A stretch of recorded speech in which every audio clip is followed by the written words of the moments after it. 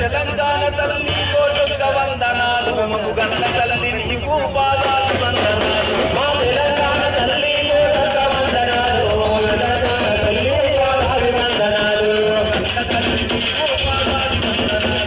గన్న తల్లి నీకు పాదాలు వందనాలు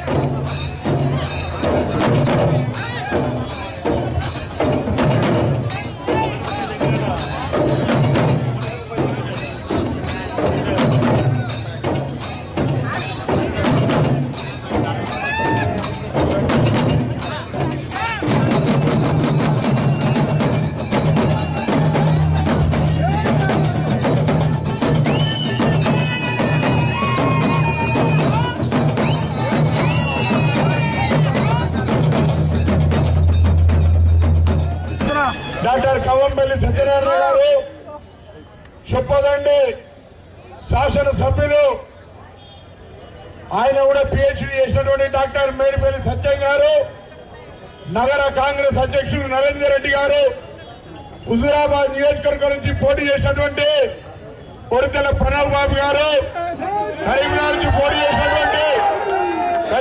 పోటీ చేసినటువంటి పురుమల్ల శ్రీనివాస్ గారు, అంజన్ కుమార్ గారు, రోహిత్ రావు గారు, మంజులారెడ్డి గారు, అదేవిధంగా కాంగ్రెస్ పార్టీ అనుబంధ సంఘాలైనటువంటి మైనార్టీ సెల్ అధ్యక్షుడు తాజ్ గారికి, బీసీసీఎల్ అధ్యక్షుడు ఆంజనేయులు గారికి, తల్లి కొడుకే ఢిల్లీకి రాదైనా తల్లి కొడుకే ఈ కరీంనగర్ నాకు జన్మనిచ్చింది. కరీంనగర్ నా పుట్టిన ఊరు. రాజకీయంగా నాకు జన్మనిచ్చింది ఎస్ఆర్ఆర్ కాలేజ్. వ్యవసాయ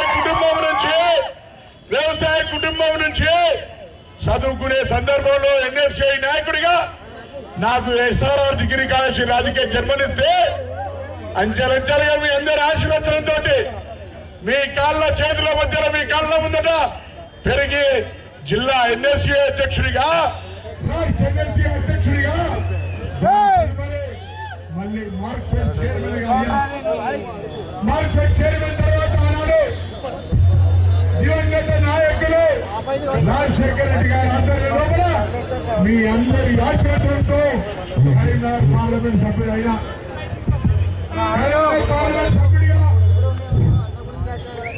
కరీంనగర్ పార్లమెంట్ సభ్యుడిగా అయిన తర్వాత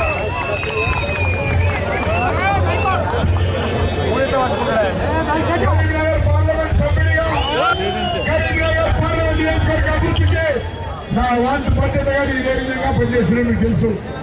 ఇవాళ నా రాజకీయ గురు చుక్కారావు గారు 1973లో ఈనాటి రవాణా శాఖ మంత్రి. ఇవాళ 1973లో చుక్కారావు గారు రవాణా శాఖ అయితే 2023లో ఆయన శిష్యుడు పొన్నం ప్రభాకర్ రవాణా శాఖ మంత్రి.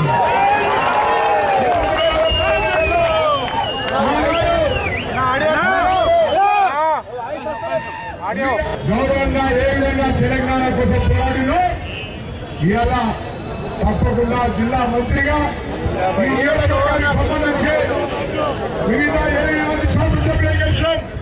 ఉమ్మడి జిల్లా నుంచి 8 మంది శాసనసభ్యులు పదకొండున ఉమ్మడి జిల్లా కావచ్చు, ఇటు పార్లమెంట్ నియోజకవర్గం కావచ్చు. తప్పకుండా మనందరం మీ అందరి సహకారంతో కార్యకర్తల ప్రజల ఆశీర్వచనంతో ఈ జిల్లా అభివృద్ధి అన్ని రకాల్లో ముందుస్తాం. గతంలో అనేక మాటలకే పరిమితమైనటువంటి పరిస్థితి ఇలా కాంగ్రెస్ అధికారంలో రాగానే మీరు చూసినారు. ట్రాన్స్పోర్ట్ డిపార్ట్మెంట్ సంబంధించి మహిళలకు సంబంధించి ఈరోజు ఉచితంగా బస్సు సౌకర్యం కలిగించడం, మిగతా 6 గ్యారెంటీలు కూడా అదేవిధంగా కాంగ్రెస్ పార్టీ ఇవ్వబోతా ఉంది.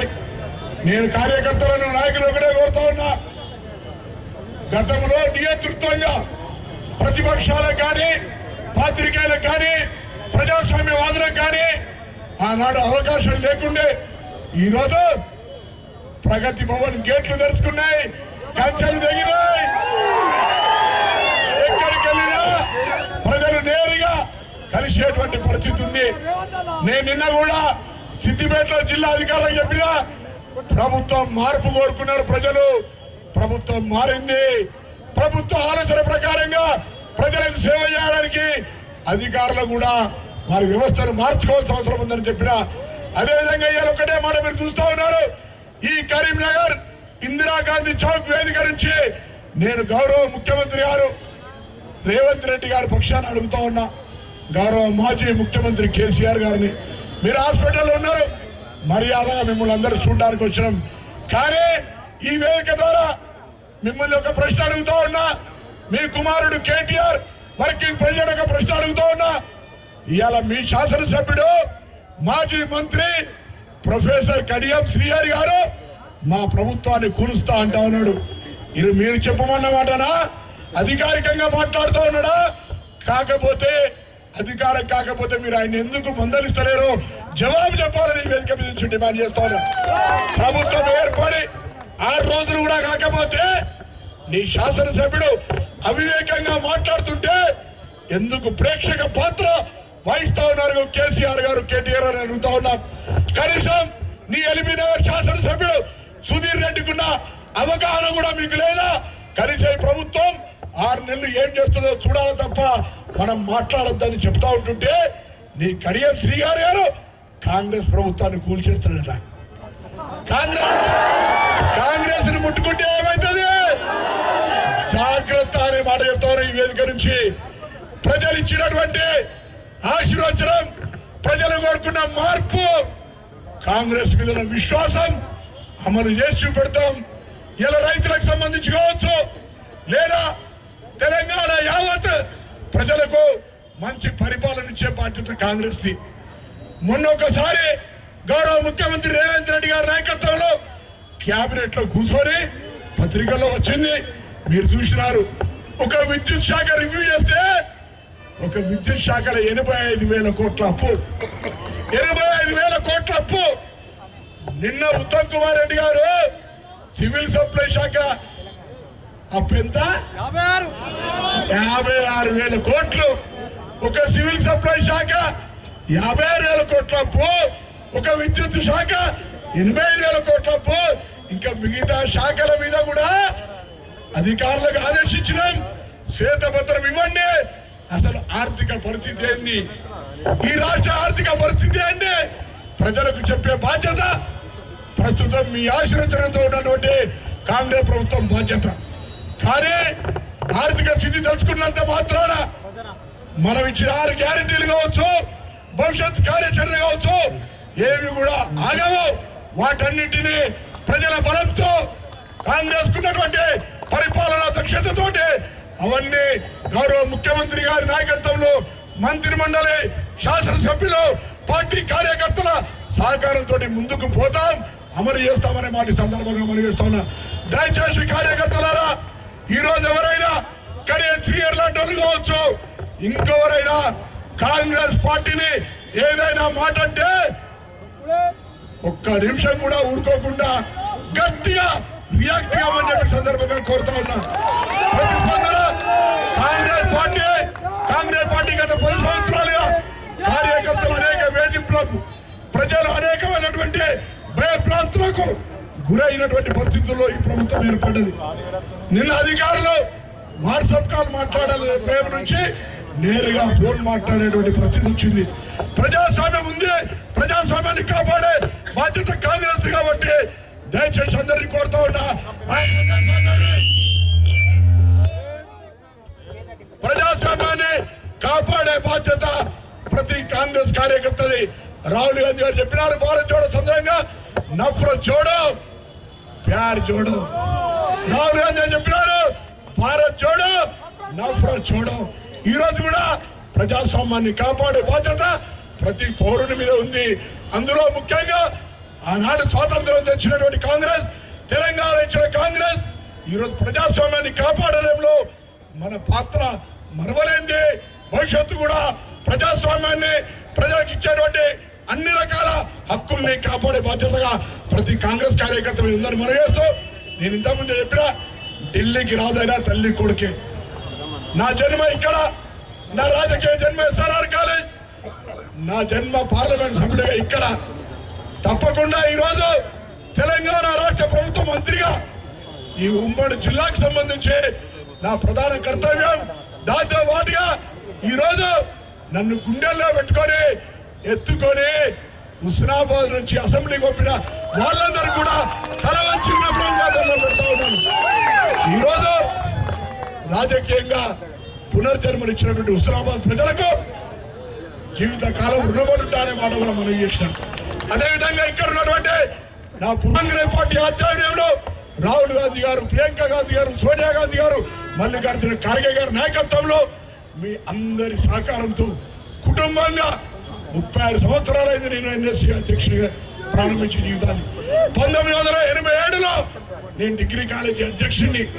పూర్తి స్థాయి కార్యకర్తగా ప్రజల మధ్యలో ఎన్ని అవమానాలు పడ్డా, ఎన్ని రకాల ఆరోపణలు చేసినా, శాతగాని దద్దమ్మలు పార్టీలు మారి నా గురించి మాట్లాడిన భగత్ పార్టీగా చెప్పిన ఆనాడు చెప్పిన నేను పార్టీ మారా, భగవంతుడు ఒకరోజు అవకాశం ఇస్తాడని చెప్పిన నేను పార్టీ మారితే నేను కూడా ఎప్పుడూ అయ్యేటోని కావచ్చు, కానీ నేను ఈ పార్టీ పొన్నం ప్రభాకర్ అంటే కాంగ్రెస్ పార్టీ అంటే నేను అట్లా పెరిగిన కాంగ్రెస్ పార్టీ నా జీవితం. 1987 నుంచి ఎన్ఎస్సీ అధ్యక్షుడిగా ఆనాడు నా మిత్రులైనటువంటి కొత్త విద్యార్థి సంఘ నాయకులు నన్ను హత్య చేయాలని కుట్ర చేసినా, తల వలకొట్టిన బాల్ బచాయించుకొని భగవంతుడు రక్షిస్తే ఇవాళ మంత్రిగా కరీంనగర్ జిల్లా సేవ చేసే అవకాశం వచ్చింది. రాష్ట్రం తుది బొట్టు వరకు కూడా ఈ నియోజకవర్గం కావచ్చు, కరీంనగర్ పార్లమెంట్ నియోజకవర్గం కాదు, తెలంగాణ రాష్ట్రంలో ప్రతి కాంగ్రెస్ కార్యకర్తకు, ప్రతి పౌరునికి మంత్రిగా నా యొక్క బాధ్యత నిర్వహిస్తారు. అందుకు మీ ఆశీర్వచనం, మీ బలం ఎప్పుడు ఉండాలి. మనిషికి బలవంతుడుగా కావాలంటే అప్పుడప్పుడు టానిక్ తాగుతారు. కేసీఆర్ టానిక్ కాదు, ఆ టానిక్ మీ ఆశీర్వచనమే నాకు ఆ టానిక్, మీ ప్రేమలే ఆ టానిక్. మీ ఆశీర్వచనంతో పొన్నం ప్రభాకర్ అనేటోడు రేపు తెలంగాణ రాష్ట్రంలో ఒక పులి బిడ్డలాగా ఈ ప్రభుత్వాన్ని నడిపేదాంట్లో భాగస్వామ్యం. ఎక్కడ కూడా 36 సంవత్సరాల రాజకీయ జీవితంలో ఎటువంటి ఆరోపణలు కానీ, ఎటువంటి అవినీతి కానీ, ఎక్కడ కూడా తప్పుడు అడిగేయకుండా క్షమాపణ అడిగేటువంటి పరిస్థితి రాకుండా భగవంతుడు కాపాడండి. మీ అందరూ ఆశీర్వచనంతో భవిష్యత్తులో కూడా అదే కార్యాచరణతో ముందుకు పోతా. మీరు ఇచ్చేటువంటి సలహాలు, సూచనలు, ఏ సమస్య ఉన్నా తప్పకుండా ప్రతిస్పందిస్తా. ఈయనను కూడా ధైర్యంగా ఎవరైనా ఫోన్ చేస్తే ఫోన్ లేవట్టకుండా, స్పందించకుండా పొన్నం ప్రభాకర్ ఉన్నాడని ఎవరు అనరు. ఇదే విధంగా భవిష్యత్తులో కూడా పని ఉండి ఫోన్ చేసే ప్రతి ఒక్కరికి స్పందిస్తా. ప్రతి ఒక్కరికి వారి బిడ్డగా, తమ్ముడిగా, అన్నగా నేను అందుబాటులో ఉంటా.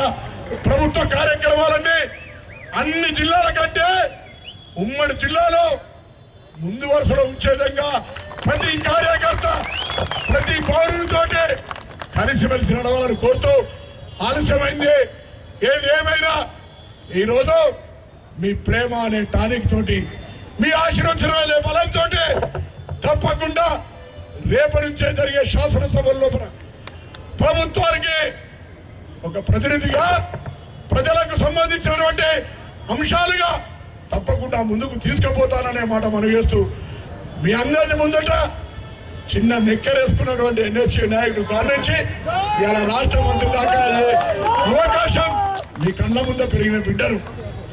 ఏది ఏమైనా మీ అందరి ఆశీర్వచనమే నా బలం. నన్ను కన్నా తల్లిదండ్రులు కావచ్చు, నాకైనా రాజకీయంగా జన్మనిచ్చినటువంటి ఎస్ఆర్ఆర్ కాలేజీ మిత్రులు కావచ్చు, ఇలా వాళ్ళందరికీ హృదయపూర్వకంగా జీవితకాలం రుణపడి ఉంటారనేటువంటి మనం చేస్తాం. పార్లమెంట్ సభ్యుడిగా తెలంగాణ ఉద్యమంలో కీలక పాత్ర పోషించి మీ అందరినీ ఏమా ఎంపీ అంటే ఏం చెప్పినా దేశంలో ప్రతి రాష్ట్రంలో నాతో ఎన్ఎస్సీలో పనిచేసిన మిత్రులు అందరూ చాలా సంతోషపడి ఫోన్ చేస్తున్నారే పొన్నాం ఎవరన్నారు అరే పొన్నావా అని అంటారు. కాబట్టి ఆ దిశలో నేను మీ అందరి ఆకాంక్షలకు అనుగుణంగా భవిష్యత్తులో కూడా పనిచేసే ధైర్యము, ఆశీర్వచనము, బలం ఇవ్వాలని కోరుతా ఉన్నా. చాలా పెద్దవాళ్ళు నాకు రాజకీయంగా అక్షరాలు నేర్పారు.